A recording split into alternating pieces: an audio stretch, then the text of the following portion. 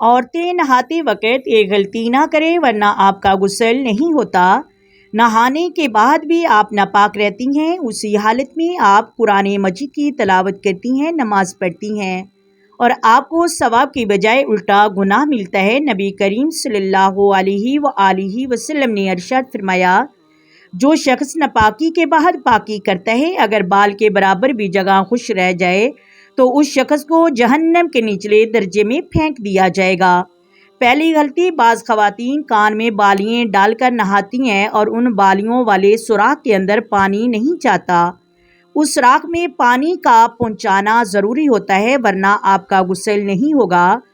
दूसरी गलती, बाज़ औरतों के नाक में नथली डालकर गुस्ल करती हैं। नथली डाली होती है, नथली वाले सुराख में पानी का पहुंचाना ज़रूरी होता है वरना औरतें नापाक रहती हैं, आपका गुस्ल नहीं होगा।